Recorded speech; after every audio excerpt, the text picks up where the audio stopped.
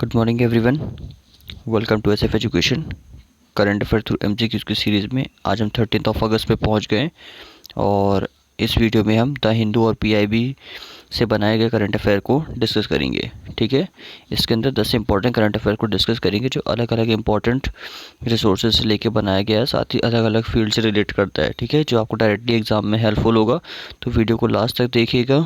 ठीक है, और मार्किंग स्कीम में ये है कि आप कोशिश करिए 10 में से 6 क्वेश्चन को करेक्ट करने की, क्योंकि जब 10 में से 6 क्वेश्चन को करेक्ट करते हैं तो आप एक सेफ जोन में रहते हैं और वहाँ पे एग्ज़ाम को क्रैक करने की प्रोबेबिलिटी काफ़ी ज़्यादा रहती है। ठीक है, और एक्सप्लेनेशन को काफ़ी ध्यान से सुनिएगा ताकि एक अच्छे तरीके से सेंस ऑफ सिक्योरिटी आपके माइंड में बनी रहे।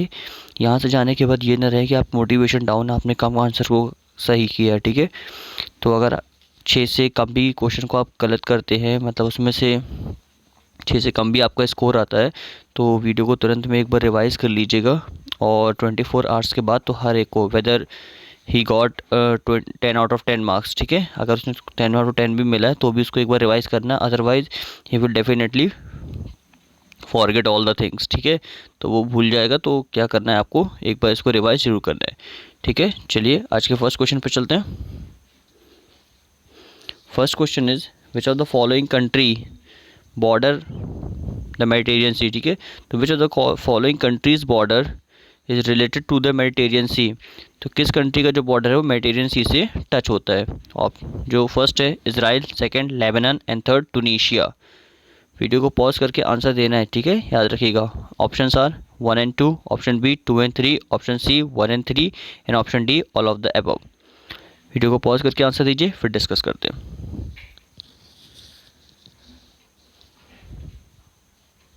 चलिए देख लेते हैं राइट आंसर क्या है। राइट आंसर समझने के पहले सबसे पहले आप मैप देख लीजिए। ये देखिए मैप में ये आपका मेडिटेरियन सी है। मेडिटेरियन सी को कौन कौन सी कंट्रीज टच कर रही हैं ये आप देख लीजिए। ठीक है, यहाँ पे देख लीजिए। पहले साउथ अफ्रीका कॉन्टिनेंट, जो हमारा अफ्रीका कॉन्टिनेंट है, यहाँ पे देख लेते हैं। ठीक है, मेडिटेरियन सी है, ये मोरक्को टच कर रहा है, अल्जीरिया, टूनीशिया, लीबिया। ठीक है, ये इजिप्ट हो गया, इधर पे टर्की, यहाँ पे ग्रीस। ठीक है, ये ऊपर आर्कटिक सी चला जाता है, इधर पे हमको नहीं जाना है। यहीं पे आप मेडिटेरियन सी में कौन कौन सी बॉर्डर टच करता है। ठीक है, यहाँ पे माल्टा भी आ जाता है, और ये देखिए यहाँ पे लेबनान भी टच करता है, इजराइल भी टच करता है, साइप्रस टच करता है। तो ये सारी कंट्रीज यहाँ पे टच करती हैं। ओ सॉरी, यहाँ पे मोरक्को और ये अल्जीरिया टच नहीं करता। ठीक है, ये तुनीशिया तक ही इसका बॉर्डर टच करता है, यहाँ से इसका सी चेंज हो जाता है, याद रखिएगा। ठीक है, देख लेते हैं अकॉर्डिंग टू हमारे राइट आंसर के हिसाब से कौन सा सही है। तो इजराइल के टच करता है, बिल्कुल टच करता है, लेबनान ये भी टच करता है, टूनीशिया ये भी टच करता है। ठीक है, तो तीनों स्टेटमेंट करेक्ट होने का जो आपका राइट आंसर ये हो जाएगा डी, याद रखिएगा, D will be the right answer. ठीक है, नेक्स्ट क्वेश्चन पे चलते हैं। नेक्स्ट क्वेश्चन है consider the following statements regarding the integrated disease surveillance program. तो जो इंटीग्रेटेड डिसीज सर्विलेंस प्रोग्राम है, इसके अकॉर्डिंग 2 स्टेटमेंट दी हैं, बताना कौन सी स्टेटमेंट करेक्ट है। फर्स्ट है it is a decentralized state based system of disease surveillance program in the country. कि ये जो स्टेट के अंदर एक डिसेंट्रलाइज स्टेट बेस्ड सिस्टम है, ठीक है, जिसमें सर्विलेंस किया जाता है पूरी कंट्री के अंदर। तो क्या स्टेटमेंट करेक्ट है। सेकंड है it monitor communicable as well as non communicable disease trend to detect and respond to their outbreak. कि ये मॉनिटर करता है, उनकी देख रेख करता है, जांच पड़ताल करता है, चाहे वो कम्युनिकेबल डिसीज़ हो या फिर नॉन कम्युनिकेबल डिसीज़ हो, तो उनके किसी भी प्रकार के ट्रेंड को क्या करता है, डिटेक्ट करता है और उसके आउटब्रेक पे उस तरीके का रिस्पॉन्ड करता है। तो कौन सी स्टेटमेंट करेक्ट है। Option A 1 only, option B 2 only, option C both 1 and 2 and option D neither 1 nor 2। Video को पॉज करके आंसर दीजिए, फिर हम इसके बारे में डिस्कस करते हैं।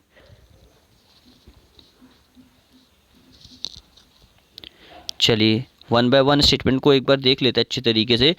सबसे पहले क्या ये डिसेंट्रलाइज स्टेट बेस्ड सिस्टम है जो डिसीज सर्विलेंस प्रोग्राम का पूरी कंट्री में चल रहा है। बिल्कुल करेक्ट है। ठीक है, ये एक डिसेंट्रलाइज स्टेट बेस्ड सिस्टम है जिसमें सभी को जो पावर है वो अथॉरिटीज़ को स्टेप बाय स्टेप डिलीवर्ड की हुई है। सेकंड है जो it monitor communicable as well as non communicable disease, ये कम्युनिकेबल और नॉन कम्युनिकेबल दोनों डिसीज़ को मॉनिटर करता है, ये भी स्टेटमेंट करेक्ट है। And both the statement will be right, so आपका राइट आंसर हो जाएगा सी। ठीक है, C will be the right answer. कुछ और भी चीज़ इसके बारे में देख लेते हैं। ये जो इनिशिएटिव लिया गया आपका ठीक है, ये ministry of health and family welfare ने लिया है और कुछ इंपॉर्टेंट कंपोनेंट्स इसके अंदर हैं। आप मेंस में इसका यूज़ कर सकते हैं ड्यूरिंग द आंसर राइटिंग। ठीक है, वहाँ पे आपको काफ़ी ज़्यादा हेल्पफुल होगा। जैसे प्रोग्राम कंपोनेंट में इसमें ह्यूमन रिसोर्स डेवलपमेंट के ऊपर फोकस किया जाएगा। ठीक है, वहाँ पे कौन कौन से इंपॉर्टेंट टूल्स चाहिए उन पे फोकस किया जाएगा। ठीक है, use of information communication technology for collection और कंपाइलेशन एनालिसिस डिसैमिनेशन ऑफ डेटा, इन सभी चीज़ों में इसका यूज़ किया जाएगा। ठीक है, strengthening of public health laboratories. ठीक है, तो पब्लिक हेल्थ लेबोरेटरी को स्ट्रेंथ करने के लिए भी इसका यूज़ किया जाएगा। इंटरसेक्टरल कोऑर्डिनेशन और जूनोटिक डिसीज़, तो जूनोटिक डिसीज़ साथ ही साथ जो इंटरसेक्टर कोऑर्डिनेशन है वहाँ पे भी हम इसका यूज़ करेंगे ताकि अच्छे तरीके से इसका यूज़ करके वर्क किया जा सके। ठीक है, तो ये थी complete information about the integrated disease surveillance program. ठीक है, याद रखिएगा। नेक्स्ट क्वेश्चन पे चलते हैं। नेक्स्ट क्वेश्चन है consider the following statements regarding immune system of human body. तो ह्यूमन बॉडी का इम्यून सिस्टम के ऊपर तीन स्टेटमेंट है, बताना है कौन सी स्टेटमेंट करेक्ट है। ठीक है, देखिए कोविड-19 चल रहा है इसलिए अलग अलग एस्पेक्ट से आपके इम्यून सिस्टम, उससे रिलेटेड जो बीमारियां हैं और उससे रिलेटेड किस तरीके से आपका इम्यून सिस्टम वर्क करता है। ठीक है, तो साइंटिफिक वे में और वेदर आपका जो नॉर्मल वे हैं, दोनों तरीके से क्वेश्चन आपसे पूछा जाएगा। तो इसी तरीके के लिए क्वेश्चन को हर तरीके से अटेम्प्ट करना है। ठीक है, चलिए देख लेते हैं फर्स्ट स्टेटमेंट में क्या दिया है। फर्स्ट है macrophages are white blood cells that swallow up and digest germs dead और डाइंग सेल्स। ठीक है, जो माइक्रोफेजेस होते हैं ये वाइट सेल्स होती हैं जो स्वेलो अप कर लेती हैं और डाइजेस्ट कर लेती हैं जर्म्स को और डेड और डाइंग सेल्स को। ठीक है, जो मर जाती हैं उनको क्या कर लेती हैं, ये स्वेलो अप, स्वेलो मतलब निगल लेना, उसको एक तरीके से ख़त्म कर देती हैं। सेकंड है antibodies are produced by specialised white blood cells called B lymphocytes. तो जो एंटीबॉडीज़ होती हैं ये प्रोड्यूस होती हैं एक स्पेशलाइज्ड वाइट ब्लड सेल्स के द्वारा जिनको हम बी लाइम्फोसाइट्स कहते हैं। ठीक है, थर्ड है T lymphocytes attack cells in the body that have already been infected। जो T lymphocytes होती हैं ये अटैक करती हैं उन सेल्स के ऊपर जो पहले से ही इन्फेक्टेड होती हैं। तो कौन सी स्टेटमेंट करेक्ट है? Option A 1 and 2, option B 2 and 3, option C 1 and 3 and option D all of the above. Video को पॉज करके आंसर दीजिए, फिर डिस्कस करते हैं इसके बारे में।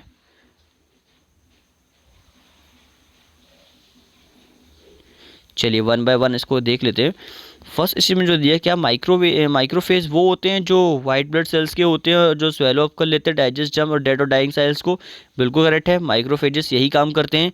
सेकंड है एंटीबॉडीज़ जो स्पेशलाइज्ड ब्लड सेल्स के द्वारा प्रोड्यूस होती हैं उनको बी लिम्फोसाइट कहा जाता है, ये भी करेक्ट है।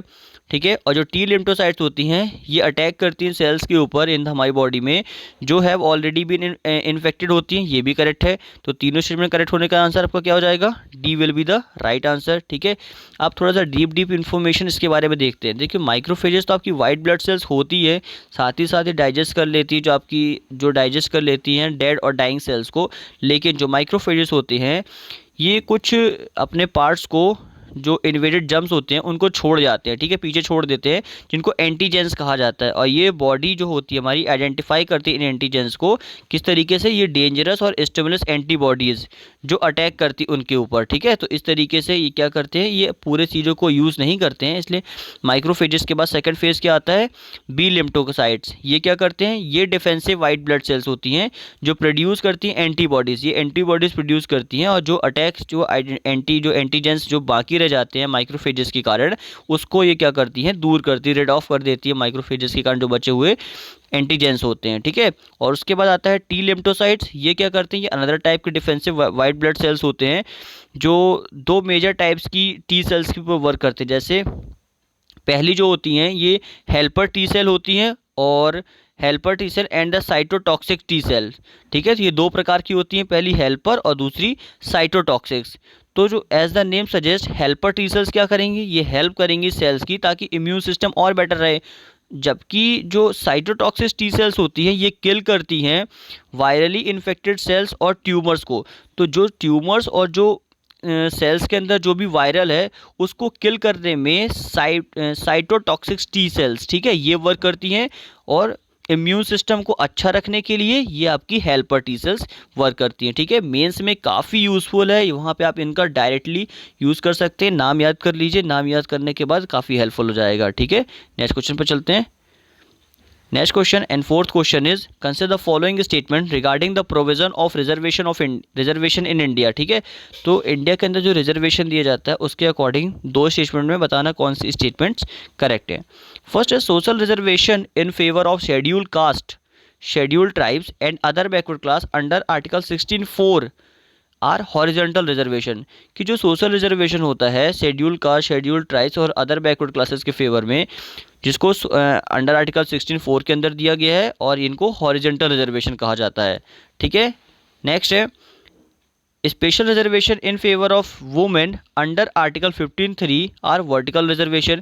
कि जो रिजर्वेशन वुमेन को दिया जाता है आर्टिकल 15(3) के अंदर, इसको वर्टिकल रिजर्वेशन कहा जाता है। तो कौन सी स्टेटमेंट करेक्ट है? Option A 1 only, option B 2 only, option C both 1 and 2 and option D neither 1 nor 2। Video को पॉज करके आंसर दीजिए, फिर डिस्कस करते हैं।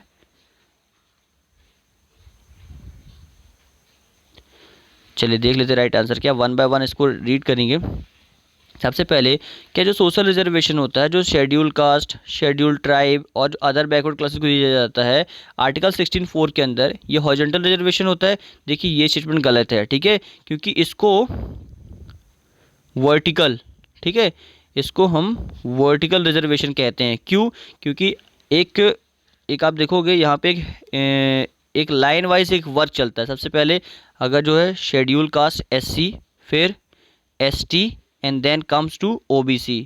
ठीक है, तो ये एक वर्टिकल, ठीक है, देखिए नीचे से ऊपर चल रहा है या ऊपर से नीचे, आप कहीं से भी देखेंगे it is a like a horizontal shape. ठीक है, ये एक हॉरिजॉन्टल शेप नहीं है, ये क्या है, एक वर्टिकल शेप है। इसलिए फर्स्ट स्टेटमेंट आपकी रॉन्ग हो जाती है। लेकिन जो आर्टिकल दिया ये बिल्कुल करेक्ट दिया 16(4), इसलिए स्टेटमेंट पार्शली इनकरेक्ट है। सेम जो स्पेशल रिजर्वेशन है in favour women under article 15(3) are vertical, ये भी गलत है, क्योंकि ये आपका हॉरिजॉन्टल है। क्योंकि वुमेन को जो देखा जाता है वो सेम कैटेगरी पे देखा जाता है, और जो रिजर्वेशन दिया जाता है इन द सेम कैटेगरी दिया जाता है। इसलिए वहाँ पे चाहे वुमेन एक हो या फिर वुमेन किसी भी कैटेगरी की हो, ठीक है, वहाँ पे जो रिजर्वेशन दिया जाएगा will be given to the same category as a horizontal way. ठीक है, तो हॉरिजॉन्टल रिजर्वेशन दिया जाएगा। तो दोनों स्टेटमेंट आपकी रॉन्ग है, आंसर हो जाएगा D will be the right answer. ठीक है, नाइदर 1 nor 2। चलिए एक इंपॉर्टेंट चीज़ अकॉर्डिंग टू मेंस हम देख लेते हैं। Indira Sahni versus union of India 1992 जो केस था, उसमें कुछ इंपॉर्टेंट पर्सपेक्टिव दिए गए थे, जिसके अकॉर्डिंग यही रिजर्वेशन का क्राइटेरिया फिक्स किया गया था कि आर्टिकल 16(4)(a) के अंदर SC, ST और OBC को वर्टिकल रिजर्वेशन दिया जाएगा, और अंडर आर्टिकल 61, 16(1) एंड 15(3) इसके अंदर हॉरिजॉन्टल रिजर्वेशन प्रोवाइड किया जाएगा। ठीक है, ये इंपॉर्टेंट हो जाता है अकॉर्डिंग टू मेंस। वहाँ पे आप लिख सकते हैं रिजर्वेशन के बारे में अगर कोई कॉन्सेप्ट आता है, और केस जरूर याद रखिए, case is very important. Indira Sahni versus union of India 1992। ठीक है, रिजर्वेशन के ऊपर ये केस आया था। नेक्स्ट क्वेश्चन पे चलते हैं। Next question and fifth question is consider the following statement regarding the Chunauti next generation startup challenge contest. ठीक है, तो चुनौती एक next generation startup challenge contest है, इसके ऊपर दो स्टेटमेंट है, बताना कौन सी स्टेटमेंट करेक्ट है। फर्स्ट है it has been launch by the NITI Aayog in collaboration with the PM science technology and innovation advisory council. कि इसको लॉन्च किया गया है नीति आयोग के द्वारा, जिसने कोलैबोरेशन किया है PM STIAC के द्वारा, मतलब उसके साथ कोलैबोरेशन किया है। सेकंड है the selected startups will be provided support from the government through software technology parks of India centre across India. कि इसके अंदर जो कुछ सेलेक्टेड स्टार्टअप्स हैं वो प्रोवाइड करेंगे सपोर्ट गवर्नमेंट को through the software technology parks, जो इंडिया के अंदर अलग अलग सेंटर्स पे हैं। ठीक है, तो कौन सी स्टेटमेंट करेक्ट है? Option A 1 only, option B 2 only, option C both 1 and 2 and option D neither 1 nor 2। Video को पॉज करके आंसर दीजिए, फिर डिस्कस करते हैं। चलिए देख लेते हैं। फर्स्ट स्टेटमेंट पहले पढ़ते हैं कि क्या इसको नीति आयोग ने कोलैबोरेशन करके PM STIAC के द्वारा के साथ लॉन्च किया है। देखिए ये स्टेटमेंट आपकी रॉन्ग है। ठीक है, फिर आगे हम इसके बारे में डिस्कस करेंगे और ज़्यादा। सेकंड स्टेटमेंट के ऊपर पहले पढ़ते हैं कि इसके अंदर जो स्टार्टअप्स है ये प्रोवाइड करेगा सपोर्ट गवर्नमेंट को software technology parks of India के द्वारा, जिसके सेंटर अलग अलग इंडिया पे हैं। तो बिल्कुल करेक्ट है। ठीक है, तो सेकंड स्टेटमेंट आपकी करेक्ट है, तो आंसर हो जाएगा B will be the right answer. अब समझ लेते हैं इसने कोलैबोरेशन किसके साथ किया। ठीक है, तो ministry of electronic and information technology ने रिसेंटली चुनौती एक नेक्स्ट जनरेशन स्टार्टअप प्रोग्राम को अभी लॉन्च किया है, जो बूस्ट करेगा स्टार्टअप्स एंड सॉफ्टवेयर प्रोडक्ट को स्पेशल फोकस करने के लिए टायर 2 टाउन्स ऑफ इंडिया के अंदर, ठीक है। और जो स्टेटमेंट 2 जो आपकी दी हुई है, ठीक है, वहाँ पे 300 स्टार्टअप वर्क करेंगे आइडेंटिफाई एरिया के अंदर, जिसके अंदर कुछ एजुकेशन टेक में वर्क करेंगे, एग्री टेक में, logistic and transportation management, infrastructure and remote monitoring के अंदर, medical health care, jobs and skilling, linguistic tools and technologies etcetera, इन सभी जगहों पे यहाँ पे ये 300 स्टार्टअप्स वर्क करेंगे, ठीक है। और ये प्रोवाइड करेंगे सीड फंड, ठीक है, सीड फंड प्रोवाइड करेंगे up to 25 lakh and other facilities. तो जो सीड फंड दिया जाएगा इनके अंदर, ये 25 लाख का दिया जाएगा और साथ साथ कुछ अदर फैसिलिटीज़ भी दी जाएगी। तो याद रखिएगा, वहाँ पे ऐसा कुछ भी नहीं दिया हुआ है किसी ने किसी के साथ कोलैबोरेशन किया है। ये इनिशिएटिव है ministry of electronic and information technology, ठीक है, जिसको आप मेटी कहते हैं। तो this is the initiative of MeitY, ठीक है। किसका इनिशिएटिव है? It is the initiative of MEITY, ministry of electronic and information technology, ठीक है। नेक्स्ट क्वेश्चन पर चलते हैं। नेक्स्ट क्वेश्चन है, the department of economic affair, ministry of finance recently launch sustainable finance collaboration with which of the following institution. तो जो department of economic affair है ministry of finance का, इसने रिसेंटली लॉन्च किया है SFC, किसके साथ मिलकर और किस इंस्टीट्यूशन के साथ मिलकर, मतलब ये लॉन्च किया गया है। Option A WHO, option B world bank, option C UNDP and option D world economic forum. Video को पॉज करके आंसर दीजिए, फिर डिस्कस करते हैं इसके बारे में। चलिए देख लेते राइट आंसर क्या है। इसका जो राइट आंसर है आपका ऑप्शन सी है। ऑप्शन सी मतलब यूनाइटेड नेशन डेवलपमेंट प्रोग्राम, इसके साथ मिलकर department of economic affair ministry of finance ने रिसेंटली SFC, जिसको सस्टेनेबल फाइनेंस कोलैबोरेशन कहते हैं, लॉन्च किया गया, ठीक है। अब इसको लॉन्च करने का सबसे बड़ा मुद्दा यही है केवल कि इंडिया के अंदर जो सस्टेनेबल फाइनेंस आर्किटेक्चर है उसको और ज़्यादा डेवलप करना, ठीक है। तो ये इसका मेन वर्क है, जिसमें कोलैबोरेट किया जाएगा। So host of the matric discussion centered around the broad scope of sustainable finance architecture in India, ठीक है। एक अच्छा खासा आर्किटेक्चर इंडिया के अंदर, जिसके कारण एक अच्छा खासा फाइनेंस हम डेवलप कर सके, ठीक है, और इकोनॉमी को और अच्छे से डेवलपमेंट किया जा सके, मतलब उसको और ज़्यादा उसको प्रोग्रेसिव लेवल पे बढ़ाया जा सके, ठीक है। तो ये इसका मेन एम है। तो याद रखिएगा, इसको किसके साथ वर्क किया है, तो UNDP के साथ कोलैबोरेशन किया गया department of economic affair and ministry of finance ने। नेक्स्ट क्वेश्चन पर चलते हैं। Which of the following is और are programme component of the national health mission. तो नेशनल हेल्थ मिशन के ऊपर पहले भी काफ़ी क्वेश्चन बनाए जा चुके हैं, ठीक है। तो अगर आपने उनको नहीं देखा है तो जाके लास्ट वीडियोस को अच्छे तरीके से देखिए और समझिए, क्योंकि क्वेश्चन किसी भी तरीके से आएगा तो बनना चाहिए, ठीक है। यहाँ पे देख लेते हैं। फर्स्ट स्टेटमेंट जो दिया है, reproductive, maternal, newborn child and adolescent health, क्या ये इसके कंपोनेंट है। सेकंड है हेल्थ सिस्टम स्ट्रेंथिंग, क्या इसके कंपोनेंट है। एंड थर्ड है non communicable disease control program, क्या इसके कंपोनेंट्स हैं, ठीक है। ऑप्शन हैं आपके 1 and 2, option B 2 and 3, option C 1 and 3 and option D all of the above. Video को पॉज करके आंसर दीजिए, फिर डिस्कस करते हैं इसके बारे में।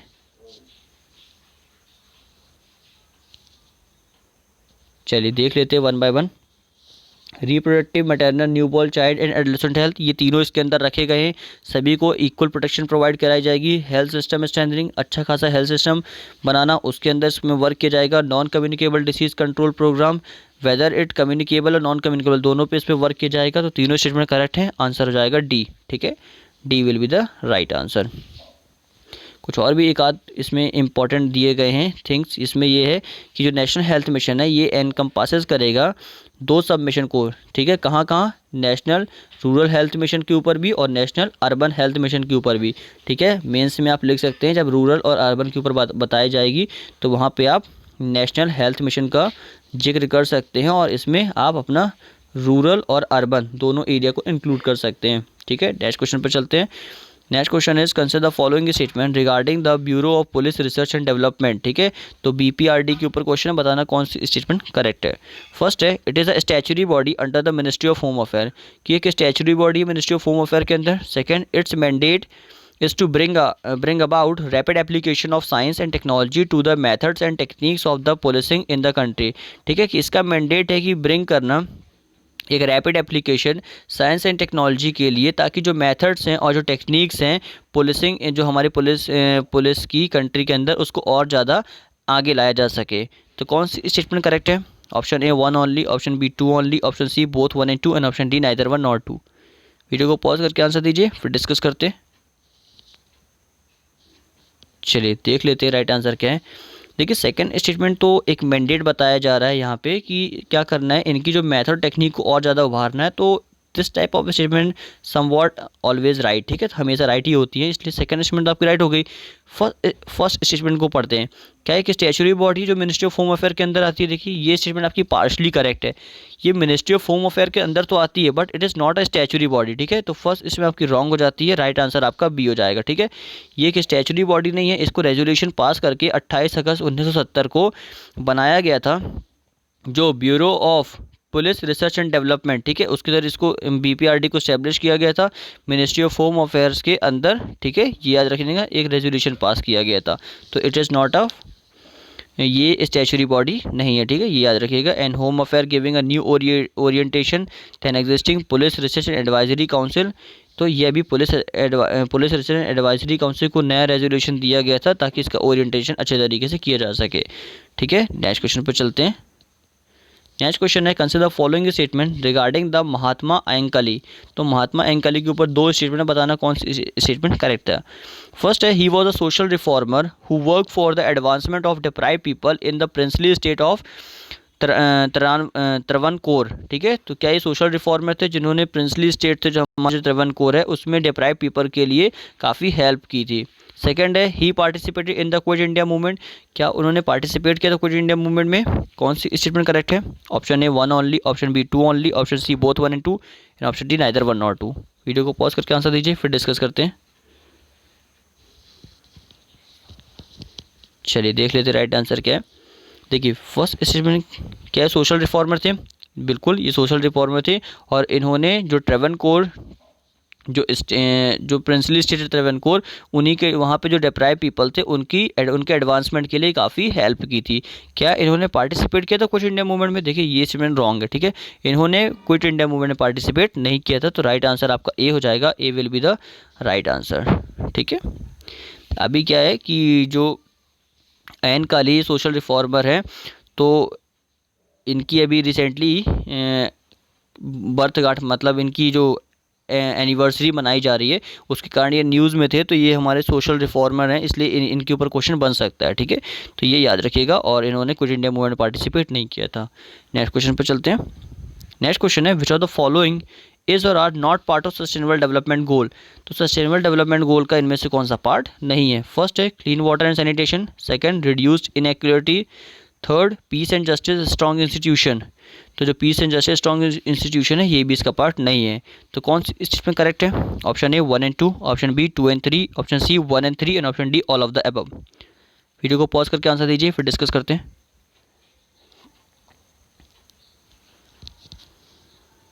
चलो देख लेते राइट आंसर क्या है।